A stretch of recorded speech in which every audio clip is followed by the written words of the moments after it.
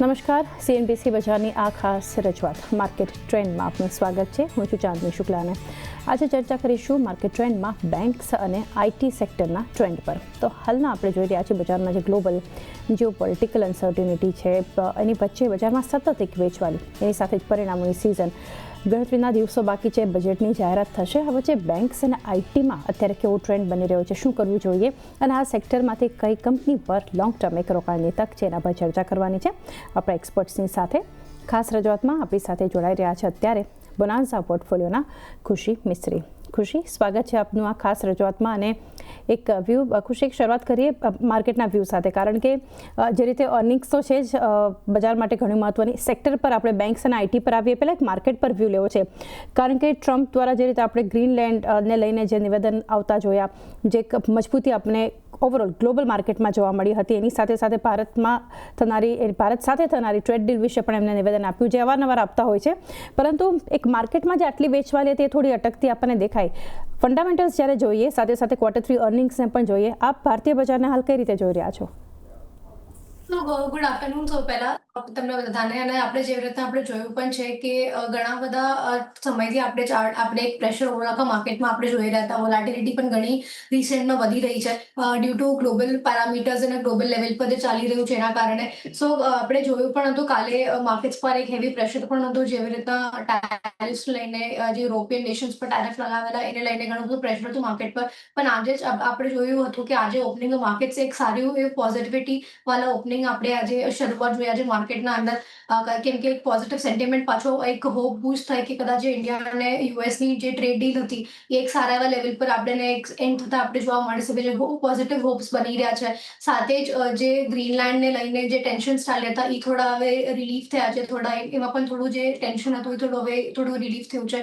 એના કારણે પણ એક પોઝિટિવિટી બૂસ્ટ આપણે એક આવતા સવારે માર્કેટના સેશનમાં આપણે જોયું. અને સાથે જ યુરોપિયન નેશન્સ પર જે ટેરિફ લગાવવામાં આવેલા હતા એમાં પણ એક પાછું ડિસ્કશનનું એક એરિયા ઓપન કર્યું છે ટ્રમ્પે, જેના કારણે હજી થોડી હવે ઓપ્ટિમિઝમ માર્કેટના અંદર એક આપણે આજે સવારે પાછા આવતા આપણે જોઈએ. સો કન્ટિન્યુઅસલી હાલમાં જે માર્કેટનો સિનારીઓ છે આપણે ડેઇલી લેવલ પર આપણે હમણાં હાલમાં ચેન્જ થતા આપણે જોઈ રહ્યા છે, કેમ કે જ્યારે પણ કોઈ નવા અનાઉન્સમેન્ટ્સ કે ન્યૂઝ આવે છે, કન્ટિન્યુ એક આપણે રિએક્શન અને ઇમ્પેક્ટ આપણને તરત માર્કેટ્સના ઉપર દેખાઈ રહ્યા છે.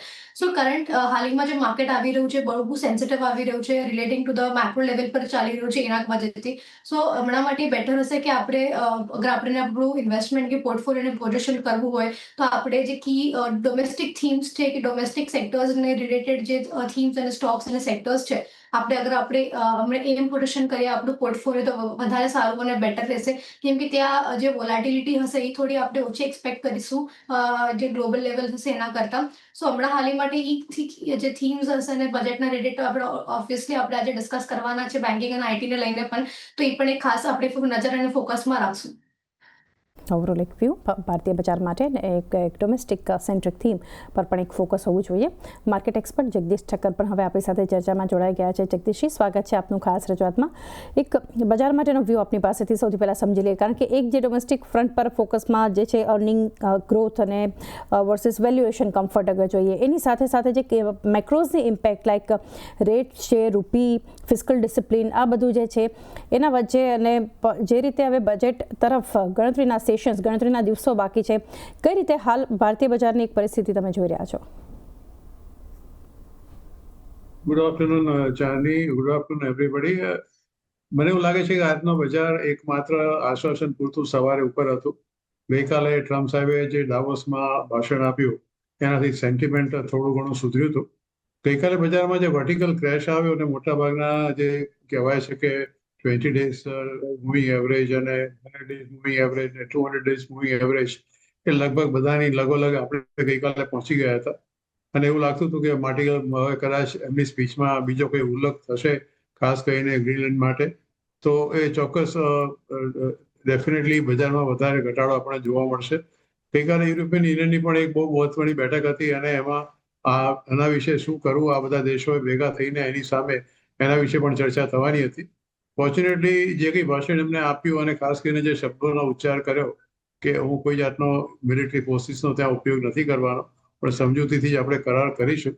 અને પછી સાથે યુરોપિયન યુનિયનના જે જાતના એમના જે વડા છે એની સાથે જે કંઈ ચર્ચા પાછળથી થઈ અને એમને કહ્યું કે એક ફ્રેમવર્ક અમે તૈયાર કર્યું છે એટલે થોડી ઘણી સહાય ઓફ રિલીફ રાહત જેને આપણે કહીએ એ ચોક્કસ બજારમાં જોવા મળી. સાથે સાથે આપણા વિશે પણ એમને બહુ સારા જે પૂછવામાં આવ્યું એમને કે આપણા ટ્રેડ ડીલનું શું થયું. તેણે કહ્યું છે કે હું પ્રધાનમંત્રી મોદી સાહેબનું ખૂબ સન્માન કરું છું અને બહુ મને એમને માન છે અને બહુ જલ્દી તમારી સાથે બહુ સરસ ટ્રેડ ડીલ અમે કરવા જઈ રહ્યા છીએ. એટલે આને કારણે સેન્ટિમેન્ટ ગઈકાલે જે નીચે હતું એ સુધર્યું હતું. પણ એક વસ્તુ ચોક્કસ હતી કે જે રીતે વિદેશી રોકાણકારોનો ગઈકાલનો આંકડો આવ્યો અને એમાં જે આગલા દિવસના કરતાં પણ વધુ 10 થી 5 લાખ જેટલા કોન્ટ્રાક્ટ એ લોકો શોર્ટમાં હતા. જે પરમ દિવસે હતું એના કરતાં ગઈકાલે લગભગ 5,000 કોન્ટ્રાક્ટ વધારે વધ્યા. 2,08,000 કોન્ટ્રાક્ટ શોર્ટ છે. એટલે અને એ આંકડો તો હજી એવો ને યથાવત જ છે કે દરેક ઉછાળે તો એ લોકો વેચે છે. રૂપિયાનું ડોલર સામે સતત ઘસાતા રહેવું એ પણ એક બહુ મોટો ચિંતાનો વિષય છે. અને બીજા બધા આંકડા ભલે ગમે તેમ સારા હોય, માત્ર હવે એક જ મીટ લોકો માંડીને રહ્યા છે 1 ફેબ્રુઆરી બજેટના દિવસનો કે એમાં કંઈ એસટીટીમાં કંઈ કાઢી નાખે કે એસટીટીમાં ઘટાડો કરે તો બજારને થોડી ઘણી કોઈક રાહત મળે એવી એક દેખાઈ રહ્યું છે. અથવા તો લોંગ ટર્મ કેપિટલ ગેઇન્સમાં કોઈ થોડી રાહત આપે અથવા વિદેશી રોકાણકારો માટે કોઈક રાહત આપે એવી કંઈક ફોર્મ્યુલા લઈને આવે તો કદાચ બજારનું સેન્ટિમેન્ટ સુધરે. ગઈકાલે ચાંદની એક વસ્તુ બહુ સ્પષ્ટ હતી કે સવારે 9:15 થી 12:11 કે 12ની વચ્ચે મોટા ભાગના રિટેલ જેટલા પણ લોકો કામ કરે છે એ બધાના જ માર્જિન કોલ ગઈકાલે ટ્રિગર થઈ ગયા હતા. જે લોકો ડિલિવરી પર બેઠા છે એનો કોઈ વાંધો નહોતો. ગઈકાલે જે રીતે ઘટાડો આપણે જોયો, બેંક નિફ્ટીમાં પણ 1000 પોઈન્ટનો ઘટાડો જોયો, નિફ્ટીમાં પણ ઘટાડો જોયો, across the board it was a blood bath. એ બિલકુલ સ્પષ્ટ બતાવતું હતું કે માર્કેટ હવે it has become very light. Especially જે રિટેલ ઇન્વેસ્ટર્સ હતા એને તો ગઈકાલે મને એવું લાગે છે કે બહુ ધરખમ નુકસાન થયું હશે. Let us hope something goes well today. અને જો એક પોતાના ફંડામેન્ટલી જે લેવલથી એનાથી ઉપર કદાચ બંધ રહેવામાં સફળ થશે તો કદાચ આવતીકાલે આપણે ફરીવાર એક તેજી જોવા મળશે. જો પણ એ નહીં થાય તો આઈ થિંક બજારમાં દરેક ઉછાળે વેચવાલી આ લોકો કરતા રહ્યા છે. એક માત્ર મેં તમને કહ્યું ફરીવાર કે એક આશાનું કિરણ એ જ છે કે સંસ્થાકીય રોકાણકારોએ 101મા દિવસે પણ ખરીદારી કરી છે અને ગઈકાલના જે આંકડા વેચાણના વિદેશી રોકાણકારોના છે એ ધારણા કરતાં ઘણા ઓછા છે. એટલે થોડી ઘણી આશા ચોક્કસ બંધાઈ છે. Late us hope for the best કે આજે બજાર કેવી રીતે બંધ રહેશે. જે રીતે જગદીશે જણાવ્યું આ બધા સંકેતો તો મહત્વના, પરંતુ એ મહત્વનું કે એફઆઈઝનું જે સેલિંગ છે એ સેલિંગ સતત જોઈ રહ્યા છે પરંતુ ઘણી ઓછી માત્રામાં થતું જોઈ રહ્યા છે. એ પણ એક પોઝિટિવલી આપણે લઈ શકીએ આ બધા પોઝિટિવ ડેવલપમેન્ટ્સની વચ્ચે. તો શરૂઆત કરીએ બેન્ક્સની સાથે અત્યારે ખુશી, કારણ કે જે રીતે credit growth, sustainability versus asset quality જે આપણે ચર્ચા કરતા હોય છે બેન્ક્સમાં, net interest margins, deposit competition, cost of fund અને સાથે અગર જે હંમેશા આપણે જોઈ રહ્યા છે PSU banks versus private banks, જેમાં એક વેલ્યુએશનને પણ ધ્યાનમાં રાખીને, પરંતુ કઈ રીતે આ સ્પેસને આપ જોઈ રહ્યા છો બેન્ક્સ પર ચર્ચા કરીએ. સો ઓવરઓલ અગર આપણું બેન્કિંગ સેક્ટર માટે જે આઉટલુક હમણાં હાલમાં બની રહ્યું છે, આપણે એક જોશું એક રિકવરી આવી રહી છે ઓવરઓલ આખા સેક્ટર અંદર. પીએસયુ બેન્ક્સમાં ઓલરેડી આપણે એક સારું પરફોર્મન્સ આપણે પહેલા પણ જોઈ લીધું છે અને આપણે એક સારી એવી રેલી પણ આપણે જોઈ, મોમેન્ટમ પણ ઘણું એક સારું હતું. હજી પણ એ મોમેન્ટમ કશે ને કશે કન્ટિન્યુ રહ્યું છે અને પીએસયુ બેન્ક્સનું જે આપણે જોયું છે કે એ લોકોના જે બધા બેન્ક્સમાં બ્રોડ લેવલ પર જે માર્જિન્સનામાં એક્સ્ટ્રાક્શન હોય કે કોસ્ટ ઓફ ફંડ્સના અંદર જે રિડક્શન હોય, પ્રોવિઝન્સ પણ અગર આપણે જોશું તો લોનના ઘણા ઓછા થઈ ગયા છે બધા બેન્ક્સના. એ પણ આપણે એક સારા એવા લેવલ પર એક રિકવરી આપતા જોયા. બેડ ડેટ્સ કંપનીના ઘણા રિકવર થઈ ગયા હતા. ક્રેડિટ કોસ્ટમાં પણ આપણે એક સુધારો આપણને જોવા મળી રહ્યો હતો. લેન્ડિંગ સ્પેશિયલી જે લેન્ડિંગ પોર્ટફોલિયોઝ છે કંપનીના, એમાં એક સારી એવી સ્ટ્રેન્થ આપણને રિકવર થતા આપણને પીએસયુમાં ઓલરેડી આપણે જોઈ લીધી છે. હવે અગર આપણે વાત કરશું પ્રાઇવેટ બેન્કિંગ સેક્ટરમાં, તો પ્રાઇવેટ બેન્ક્સના અંદર હાલમાં કશે ના કશે એક ડિપોઝિટ રેશનલાઇઝેશનના વજહથી કશે ના કશે આપણને એક સારું એવું આપણને ગ્રોથ જોવા નથી મળી રહ્યું. આપણને મ્યુટેડ ગ્રોથ આપણે જોઈ રહ્યા હતા, પણ અગર આપણે જોશું ત્યાં સ્ટેબિલિટી હજી મેન્ટેન રહી છે અને હજી હોપ્સ બની રહી છે કદાચ આપણને એક સારી એવી રિકવરી કે જે પુશ આપણને પ્રાઇવેટ બેન્ક્સના તરફથી પણ એક જોવા મળે. કેમ કે કોઈ નેગેટિવ સરપ્રાઇઝીસ કે ટ્રિગર્સ હજી આપણને કોઈ પ્રાઇવેટ બેન્ક્સમાં પણ આપણને હાલમાં નથી જોયા. એક સારા એવા રિકવરી વાળા જ પેરામીટર્સ અને આપણે ઓપરેશન મેટ્રિક્સ આપણે જોઈ રહ્યા છે. ખાસા રેશિયોમાં સ્ટેબિલિટી મેન્ટેન રહી છે. ભલે આપણે લોન ટુ ડિપોઝિટ જે રેશિયો હોય છે અમુક બેન્ક્સમાં આપણને લોઅર લેવલ પર આપણને જોવા મળ્યું છે, જે ડીએફસી બેંક છે, આઈસીઆઈસી બેંક છે, હમણાં આ બધા બેંક્સના રિઝલ્ટ પણ આવ્યા હતા Q3ના, એમાં પણ આપણે જોયું હતું કે કશે ના કશે ડેપોઝિટ્સનો જે ગ્રોથ હતો એ મ્યુટેડ રહ્યો હતો અને લોન્સના વર્સિસ એનો જે પોર્ટફોલિયો હતો એ થોડો રેશિયો ઓછો થયો હતો. એના વચ્ચેથી થોડું એક આપણને એક હેમ્પર્ડ એક ગ્રોથ આપણને જોવા મળેલું ઓવરઓલ. પણ સ્ટીલ અગર આપણે જોશું GNPA નેટ NPA પણ બધા બેંક્સના આપણને એક સારા એવા લેવલ્સ પર આપણને સ્ટેબલ અને મેન્ટેન આપણને જોવા મળ્યા હતા. સો ત્યાં કોઈ વધારો નથી આવ્યો અને એક આપણા માટે રિલાયબિલિટી કે એક સારો એવો ફેક્ટર આપણે કહી શકીએ છીએ. અને સાથે જ બેલેન્સ શીટ એસ્પેશિયલી જેવી રીતે હમણાં પોઝિશન થઈ રહી છે, કેમ કે બેંક્સના માટે બેલેન્સ શીટની સ્ટ્રેન્થ ઘણી ઇમ્પોર્ટન્ટ હોય છે. તો હાલમાં જેવી રીતના બધાની બેલેન્સ શીટ પોઝિશન છે ઘણા સારા એવા લેવલ પર છે. ક્રેડિટમાં પણ એક સારી એવી ક્રેડિટ કોસ્ટમાં એક સારો એવો સુધારો થઈ ગયો છે. જે ડેપોઝિટ્સમાં પણ છે આપણે જોયું છે ડેપોઝિટ્સના તરફથી પણ એક સ્ટેબિલિટી હાલમાં દર્શાવી રહી છે. અને ઓવરઓલ આખું જે સિનારીઓ બની રહ્યો છે હમણાં મને લાગે છે કે અગર બજેટના અંદર આપણને કોઈ ટેક્સેશનને લઈને કોઈ અગર આપણને કોઈ અનાઉન્સમેન્ટ્સ કે ડેવલપમેન્ટ્સ જોવા મળે કે કોઈ સારી એવી કોઈ સ્કીમ પુશ કરવામાં આવે છે, તો પ્રાઇવેટ બેંક્સને હજી એક સારું એવું પુશ અને મોમેન્ટમ મળી શકવાના હજી હોપ્સ બની રહ્યા છે.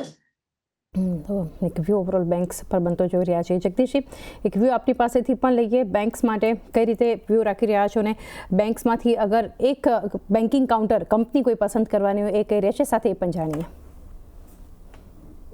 ચાની મારું માનવું છે કે public sector bank is definitely doing much better private sector banks કરતા. અત્યારે જે કંઈ પરિણામ આપણે HDFC બેંકના, ICICI બેંકના જે કંઈ પણ પરિણામો આપણે જોયા, મને એવું લાગે છે કે એની સરખામણીમાં હવે ઇવન નાની નાની બેંકોમાં પણ તમે જો પંજાબ નેશનલ બેંક છે એ બધા તમે રિઝલ્ટ બધા જોશો તો આ બધી બેંકો તે બી ડુઈંગ એક્સ્ટ્રીમલી વેલ.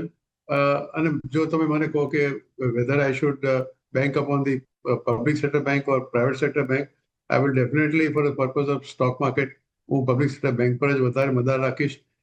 જે કંઈ પણ રિઝલ્ટ આપણે જોઈ રહ્યા છીએ એક સીધો એક વસ્તુ દર્શાવે છે કે પ્રાઇવેટ સેક્ટર બેંક કરતાં પબ્લિક સેક્ટર બેંકનું પરફોર્મન્સ દર મહિને ધીરે ધીરે કરતાં વધતું જાય છે. અને આવનાર દિવસોની અંદર પણ કદાચ જે રીતે અત્યારે બહુ જ એગ્રેસિવલી આ બધી PSU બેંક પોતાનું માર્કેટિંગ કરી રહી છે, તમે જોશો કે ટીવી પર જે જાતની મોટા મોટા સ્ટારને લઈને એડવર્ટાઇઝમેન્ટ બેંક ઓફ બરોડા છે, સ્ટેટ બેંક ઓફ ઇન્ડિયા છે, જે જાહેરાત અત્યારે કરી રહી છે, એ જ બતાવે છે કે નાવ ધી બીકન સડનલી વેકન અપ કે આપણે કંઈક ને કંઈક કરવું જોઈએ. રિઝલ્ટ પણ મળી રહ્યું છે અને મારું માનવું છે કે હું તો પબ્લિક સેક્ટર બેંક પર જ ચોક્કસ મદાર રાખીશ.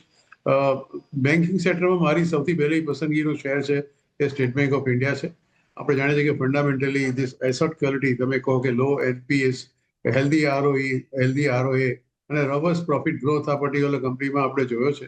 કદાચ કોઈકને થોડો સ્લાઇટલી ઓવરવેલ્યુડ ચોક્કસ લાગે, પણ એના પ્રોફિટ તમે ગ્રોથ જુઓ અને સ્લાઇટ ડીપ ઇન થોડું નેટ ઇન્કમની થોડું તમે એકવાર જો એને ઇગ્નોર કરો તો બધા જ કી ઇન્ડિકેટર્સ ડેફિનેટલી એક પોઈન્ટ આઉટ કરે છે કે આ એક બહુ ક્વોલિટી સ્ટોક છે અને એટ્રેક્ટિવ પ્રાઇસિંગ પણ ઇવન ભલે આજે એનો 52 વીક હાઈ તમને જોવા મળતો હશે, પણ તમે એસેટ ક્વોલિટી તમે આ પર્ટિક્યુલર બેંકની જોશો તો એનો ગ્રોસ અને જે નેટ NPS છે એ લગભગ ડાઉન ઓલમોસ્ટ 1.82% અને 0.47% છે. સાથે પ્રોફિટેબિલિટીના તમે આંકડા જોશો તો ROE ઇઝ અરાઉન્ડ 18 to 20% અને ROA ઇઝ ઇમ્પ્રુવિંગ ઓલમોસ્ટ 1.1%. ડિપોઝિટમાં જે કાસા રેશિયો છે is about 38.72%, which is stable funding બતાવે છે. ગ્રોથ તમે જુઓ કે ડિલિવર્ડ જે પ્રોફિટ છે એ compare against a significant sales growth is also very good. P ratio is around 11.43. Price to book ratio is about 1.7 and dividend is also about 1.48 to 1.59. અને increasing value તમે જોશો તો ઇટ ઇઝ ફેરલી વેલ્યુડ. એટલે મારો પોતાનો એક અત્યારે જે ચોઇસ છે is definitely state bank of India. મેં તમને કહ્યું કે આજે જેનો 1055 રૂપિયાનો 52 વીક હાઈ પડી ચૂક્યો છે, which is is life time high also. Face value છે આ કંપનીની શેરની ₹1. Long term perspective, I would recommend this particular share with a target of 1150 to 1200 rupees within a period of 1 to 2 years time, and a stop loss should be 975. 975 stop loss. SBI પર પસંદગી 1 થી 2 વર્ષનો view 1150 અને 1200 target ધ્યાનમાં રાખવાનું છે. તો overall એક બેંક્સ પર ચર્ચા અને એક પસંદગી આપણે જગદીશજી તરફથી જાણીએ. ખુશી, આપની પાસેથી બેંક્સ પર આપણે ચર્ચા કરી છે, પરંતુ એક બેન્કિંગ કાઉન્ટર અગર પસંદ કરવાનું હોય લોંગ ટર્મ માટે એ કયું રહેશે? તો અગર આપણે બેન્કિંગ પેકમાંથી અગર આપણે એક સારી એવી પિક આપણે અગર ફોકસમાં રાખવી જોઈએ, સો મારી પણ પિક જે છે એ પબ્લિક સેક્ટર બેંક્સના તરફથી જ છે. એ છે ઇન્ડિયન બેંક ઓફ ઇન્ડિયા, આઈઓબી, જેમાં આજે આપણે જોયું પણ છે બેંક ઓફ ઇન્ડિયાનું આજે આપણે રિઝલ્ટ પણ આપણે જોતા આવ્યા છે. નંબર્સ ફ્રન્ટ પર એક સારું એવું આપણને રિઝલ્ટ આપણને જોવા મળ્યું છે. સાથે જ અગર આપણે હિસ્ટોરિકલી પણ અગર આપણે ઓવર આખું ટ્રેન્ડ જોશું તો ઘણું એક સ્ટ્રક્ચરલી એક સારી રીતે સ્ટ્રોંગ પોઝિશન બેંક છે. ઓલમોસ્ટ 6th લાર્જેસ્ટ બેંક છે. અને અગર જેવી રીતના કંપનીનો લેન્ડિંગ પોર્ટફોલિયો છે, જે રીતના પોઝિશન છે, એ પણ એક ઘણું સારા એવા લેવલ્સ પર છે. સાથે જ કંપની જે ટેકનોલોજી પર ડબલ ડાઉન કરી રહી છે હમણાં હાલમાં એઆઈ અને એમએલ લઈને જે ઇનિશિયેટિવ્સ આવી રહ્યા છે. કંપનીએ 2024માં એમનું જે નિયો એપનું લોન્ચ પણ કર્યું હતું. એને હજી અગર આપણે જોશું તો એમાં ઘણું બધું કેપેક્સ કંપની કરી રહી છે આપને હજી ડિજિટલાઇઝ કરવા માટે. તો જેવી રીતના ડિજિટલાઇઝેશનનો એક ટ્રેન્ડ આવી રહ્યો છે, કંપની એને પણ સાથે જ રાખીને અગર આપણે જોશું ગવર્મેન્ટ ઓફ ઇન્ડિયાનો પણ સ્ટેક છે કંપનીના અંદર. સાથે જ કંપનીના જે રીતે માર્જિન્સમાં એક્સપાન્શન આપણે જોયા છે, ઘણા સારી રીતના આપણે એક્સપાન્શન જોયા છે. એડવાન્સ અને ડિપોઝિટ પણ એક સારા એવા લેવલ્સ પર આપણે વધતા આપણે જોયા છે બેંક્સના અંદર. તો ઓવરઓલ જેટલા પણ ઓપરેશન મેટ્રિક્સ છે, ઘણા સારી રીતના આપણા સ્ટ્રેન્થ પોઝિશન છે, ઘણી એવી આપણને સ્ટ્રોંગ અને પોટેન્શિયલ અહીંયા દેખાઈ રહી છે. અને સાથે જ આવતા સમયમાં મેનેજમેન્ટ પણ ઘણું ઓપ્ટિમિસ્ટિક છે કે આગળ ચાલતા એમનું 12% to 13% ગ્રોથ હજી આપણને એક્સપેક્ટેશન્સ છે કે આ સાઈડ આપણને મળી શકે છે. સો બેંક ઓફ ઇન્ડિયા મારી પસંદગી રહેશે લોંગ ટર્મ માટે.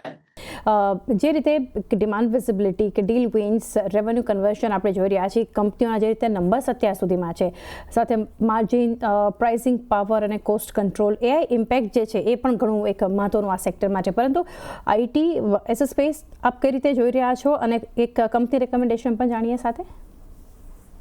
સો ઓવરઓલ જેવી રીતે આપણે આગળ આઈટી સેક્ટરનું જેવી રીતે પરફોર્મન્સ આપણે હમણાં હાલમાં જોઈ રહ્યા છે, જેવી રીતે આપણે સ્પેશિયલી Q2માં આપણે જોયું બહુ મિક્સ્ડ આપણને એક આપણને મૂવમેન્ટ જોવા મળી હતી. આપણને જે માર્કેટ લીડિંગ કંપનીઝના જે રિઝલ્ટ Q2માં આવ્યા હતા એ થોડા આપણને વીકર ટોન પર આપણને જોવા મળ્યા હતા. સાથે જ જે ગ્લોબલ લેવલ પર ચાલી રહ્યું છે હમણાં, ગ્લોબલ ટેન્શન્સ ચાલી રહ્યા છે, એનો પણ આપણને એક માઇલ્ડ ઇમ્પેક્ટ આપણને એક આઈટી સેક્ટર પર ઓવરઓલ જોવા મળ્યું હતું. કેમ કે આઈટી સેક્ટર બહુ ક્લોઝલી લિંક છે જે ગ્લોબલ લેવલ પર સિનારીઓસ થતું હોય છે એના કારણે.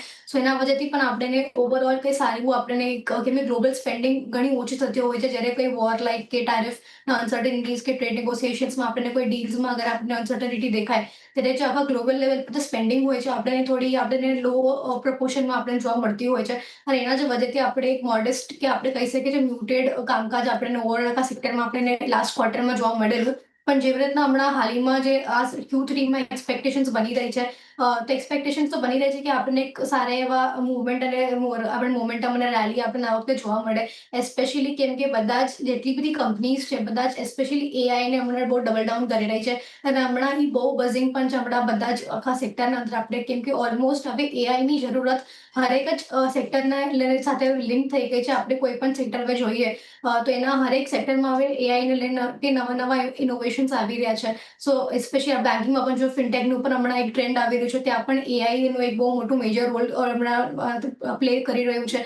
સો ઓવરઓલ આપણે જોશું તો બધા જ કંપનીઝ ડબલ ડાઉન કરે છે. એના માટે એક હેવી કેપિટલ પણ જોતું હોય છે. તો જેવી રીતના ઓવરઓલ આખું આઈટી સેક્ટર હમણાં હાલમાં પોઝિશન છે. સો બજેટના અંદર એ આપણે ખાસ એક ફોકસ રહેશે કે કેવી રીતના કંપની ડેટા સેન્ટર્સ છે કે સેમી કન્ડક્ટર્સ છે, જે સૌથી વધારે જરૂરતવાળી ચીજો હોય છે એઆઈને ઇનોવેશનને પુશ કરવા માટે, એઆઈના માટે, એ કેવી રીતના કંપનીઝ આપણે આપે છે. એક્સપેક્ટેશન્સ બની રહી હતી કે કદાચ બધા બિઝનેસને ટેક્સ બ્રેક કે ટેક્સ હોલિડેઝ મળે, જેના વજહથી હજી એમના જે R&Dમાં એક સપોર્ટ મળી શકે છે. સો એ રીતે એક્સપેક્ટેશન્સ અને હોપ્સ તો હમણાં હાલમાં બની રહી છે કે અગર આપણને બજેટના અંદર જે R&D માટે કાં તો કોઈ ઇન્સેન્ટિવ સાઇઝ એ લોકો કઈ ઇન્સેન્ટિવ્સ આપી રહ્યા છે ફોર એઆઈ કંપનીઝ કે એઆઈ સપોર્ટિંગ કે બિલ્ડિંગ કંપનીઝને, તો આપણને કદાચ એક હાયર લેવલ પર આપણને એક જે હોપ્સ અને પુશ આપણને જોવા મળે છે. કે કન્ટિન્યુઅસલી આપણે જોયું છે એઆઈને લીધે ગવર્મેન્ટનું પણ એક ખાસ એક ફોકસ રહ્યું છે. સો ઓવરઓલ જેવી રીતના હમણાં બધા કામકાજ હવે આવી રહ્યા છે, કંપનીઝના પણ ડીલ વિન્સ આપણે જોશું, એક્વિસ્ટેશન અને ડીલ વિન્સ પણ વધારે જ ગ્રોથ અને ઓરિએન્ટેડ ડેટા સેન્ટર્સ છે કે સેમી કન્ડક્ટર્સ છે, આ સાઈડ આપણને વધારે એક પુશ આપણને જોવા મળ્યું છે. અને સાથે જ જેવી રીતના બધા કંપનીઝ હમણાં સ્પેન્ડ આવી રહ્યા છે, રેવન્યુ અને પ્રોફિટેબિલિટી બેઉ લિંક છે કે કેવી રીતના ઓવરઓલ આખું સેક્ટર પરફોર્મ કરશે ઇન નિયર ટર્મ. તો મારી એક્સપેક્ટેશન્સ બની રહી છે કે કદાચ આપણે આ બજેટના અંદર આના રિલેટેડ કોઈ અનાઉન્સમેન્ટ્સ કે ડેવલપમેન્ટ કે સ્કીમ્સ કે ઇન્સેન્ટિવ્સ લોન્ચ કરવામાં આવે તો એક મેજર પુશ અને મેજર રિલીફ હશે ઓવરઓલ આખા સેક્ટર માટેના આવતા સમયમાં આપણે એક સારી એવી રેલી પણ એક્સપેક્ટ કરી શકીએ છીએ. સો એમાંથી આજની માટે જે મારી એક પસંદગી રહેશે એ સેજિલિટી ઇન્ડિયા છે. એના પર એ કાઉન્ટર પર આપણે જોશું, કેમ કે આપણે જોશું યુએસ બેઝડ હેલ્થકેર સર્વિસીસને અનેબલ કરી સર્વિસીસ આપે છે કંપની, અને જે રીતના કંપનીનો હાલમાં હમણાં ટ્રેન્ડ ચાલી રહ્યો છે બહુ સારો ચાલે છે. ફંડામેન્ટલી બહુ સાઉન્ડ કંપની છે. હમણાં હાલમાં એક સારા એવા વેલ્યુએશન પર હમણાં કંપની ટ્રેડ કરી રહી છે. ઓલમોસ્ટ 30નો કંપનીનો પી છે, વિચ ઇઝ ક્વાઇટ ગુડ. અને અગર આપણે જોશું પણ સો કંપની હમણાં હાલમાં 2 કંપનીઝને પણ અક્વાયર કર્યું છે એઆઈને લઈને, જે હજી આગળ જતા એમને રેવન્યુ એડ કરવામાં હેલ્પ કરશે. સો કંપની અને હજી આગળ પણ કંપની શોધી રહી છે કે જેવી રીતના હજી એક્વિસ્ટેશન કે ડીલ વિન્સ લાવી શકે, જે આગળ ચાલતા એમના પોર્ટફોલિયોને હજી સ્ટ્રોંગ કરી શકે ફોર કમિંગ મોર એડિશન્સ. સાથે જ કંપની હાલના અંદર ઘણા બધા પ્રોડક્ટ્સ પણ આપણે જોયા છે કે હેલ્થકેરને લઈને એમને ઇનિશિયેટિવ કરતી લાવી રહી છે, જે આપણને લોંગર ટર્મ આપણને એક રેવન્યુ વિઝિબિલિટી હજી એડ કરી શકે છે. સાથે જ કંપનીનું હમણાં જે રીતે ઓવરઓલ આખું બેલેન્સ શીટ પણ પ્રેઝન્ટ છે, તો કંપનીના પાસે હાલમાં કોઈ વધારે ડેટ પણ નથી, જે કંપનીને જે રૂમ આપે છે ટુ એક્સપાન્ડ મોર. જે કેમ કે આપણે જોયું પણ છે કે આ ઓવરઓલ આ સેક્ટર બહુ કેપિટલ ઇન્ટેન્સિવ સેક્ટર છે. ઘણું બધું કેપિટલ લાગતું હોય છે ફોર જ્યારે આપણે એઆઈનું ડેવલપમેન્ટ કે કંઈ આપણે વાત કરતા હોઈએ છીએ. સો એના કારણે આપણે જોશું કંપનીના પાસે હાલમાં એટલું કંઈ ડેટ પણ નથી બેલેન્સ શીટ પર. રિઝર્વ્સ પણ કંપનીના પાસે સારા એવા છે, અને કંપની હિસ્ટોરિકલી પણ એમના જે ફાઇનાન્શિયલ પ્રિન્ટ પર આપણે કામકાજ જોશું એ પણ ઘણું હમણાં મેન્ટેન રહ્યું છે. કંપની એમના માર્જિન્સ પણ સારા એવા રાખ્યા છે, ગ્રોથ પણ કંપનીએ આપી છે, અને રેવન્યુ ફ્રન્ટ પર પણ આપણે જોશું એક સારી એવી આપણને સ્ટેબિલિટી આપણને ઓવરઓલ દેખાવા મળી છે. સો એક આ મારી પસંદગી રહેશે એમાંથી. ઓકે, ઓવરઓલ એક આઈટી સેક્ટર પર વ્યૂ અને સેજ્યુલિટી ઇન્ડિયા ખુશી તરફથી પસંદગી. જગદીશજી, આ સેક્ટર માટે એક આપની પાસેથી વ્યૂ લઈએ, આઈટી એસ અ સ્પેસ, અને એક કંપની પસંદગી પણ જાણીએ. Tiny IT industries both strong projected share significant growth driven by the AI, cloud, cyber security and a digital transformation potential to almost reach 400 billion by 2030 and double its workforce. થોડી ઘણી challenges છે, automation impacting some of the jobs, અને થોડી ઘણી upskilling ની પણ થોડા new high demand છે રોલ્સની, but I think that will definitely come. Revenue અને GDP નું તમે expectation જુઓ તો by 2026 to 2030 is going to be about $400 billion, contributing significantly to GDP also. Workforce is also likely to be double to almost 10 million by 2030. ખાસ કરીને AI creating અને 2-3 million jobs તો ખાલી AI માં નવા આવશે. અને hiring of the people, with the major firms, thousands of the freshers also, they will also get the job. આ બધાની વચ્ચે my choice will be definitely the best share of this is definitely Coforge. મારું માનવું છે કે કોફોર્જની તમે fundamental analysis તમે કરો તો સ્ટ્રોંગ ગ્રોથ મોમેન્ટમ છે, હાઈ રેવન્યુ વિઝિબિલિટી છે, પ્રોફિટેબિલિટી અને માર્જિન્સ આર ઓલ્સો ધેર. અને તમે એના કી મેટ્રિક્સ તમે જુઓ કે જે સેકન્ડ ક્વાર્ટરના રિઝલ્ટ આવ્યા 25-26ના, રેવન્યુ ગ્રોથ 14% થી 32% જેટલો છે, ROE is almost 16 to 25%, ROCE is about 14 to 20%, અને P ratio is only 40 to 50, trading at a premium of some peers. અને આ તમે જુઓ તો આખો ગ્રોથ રેટ જે છે એ એઆઈ અને ડેટા બેઝનો જ છે કમ્પ્લીટલી. અને એક્વિઝિશન સ્ટ્રેટેજી, આ કંપની રિસન્ટ એક્વિઝિશન કર્યું છે, એન્કોરા એનાઉન્સ જે છેલ્લે ડિસેમ્બર 2025માં કર્યું, અને સિગ્નિટી ટેકનોલોજીસની જે કેપેબિલિટીઝ છે, અને મેનેજમેન્ટ ટાર્ગેટ બી એ લોકોએ $2 billion આપ્યું છે revenue by end of the Q4 target. અને મારી દ્રષ્ટિએ એવું લાગે છે કે this particular share is definitely poised for another jump. આમ તો 1994-95 રૂપિયાનો ભાવ આપણે જોયો છે, પણ I think all said and done અત્યારે 1685 રૂપિયાનો ભાવ ચાલે છે. My target for this particular share is definitely about 1850, અને સ્ટોપ લોસ શુડ બી 1600. 1600 એક આ ટાર્ગેટ ખાસ કરીને સ્ટોપ લોસ 1600ના ધ્યાનમાં રાખવાનું છે. 1850ના ટાર્ગેટ અને સ્ટોક રેકમેન્ડેશન છે લોંગ ટર્મ માટે કોફોર્જ આઈટીમાંથી. તો એ સાથે જ અત્યારે રજા લેવાનો સમય થયો છે. જગદીશજી, આપના ડિસ્ક્લોઝર્સ જાણીએ. જે બી શેરનું ડિસ્કશન કર્યું કે જે મેં આપણે અત્યારે મારા પોતાના જે મંતવ્ય આપે એમાં મારું પોતાનું અંગત કોઈ રેકોર્ડ નથી. અમારી કદાચ ભલામણમાં હોઈ શકે, પણ હંમેશા શેર બજારમાં રોકાણ કરું તો નાણાકીય સલાહકારની સલાહ અચૂક લેજો, એને જ અનુસરજો. જે અભિપ્રાય આપની ચેનલ પર મેં આપને આપ્યો છે ચારની, એ મારો અંગત અભિપ્રાય છે. And thank you very much for inviting me the show. જી ખુશી, આપના ડિસ્ક્લોઝર્સ જાણીએ. તો આજે આપણે જે બી સ્ટોક્સ પર ડિસ્કશન કરી, મેં પોતાની પર્સનલ કોઈ હોલ્ડિંગ નથી, પણ ફોર્મ કાં તો ક્લાયન્ટ લેવલ પર રહી શકે. શું બોલા બાકી કોઈ આભાર. ખુશી અને જગદીશજી, આપનો પણ આભાર અમારી સાથે જોડાય અને ખાસ રજૂઆતમાં આપના વ્યૂઝ અને પસંદગી શેર કરી. તો હાલ માર્કેટ ટ્રેન્ડમાં પણ આટલું જ. મને પણ આપશો રજા અને વધારે અપડેટ્સ માટે જોતા રહો CNBC બજાર.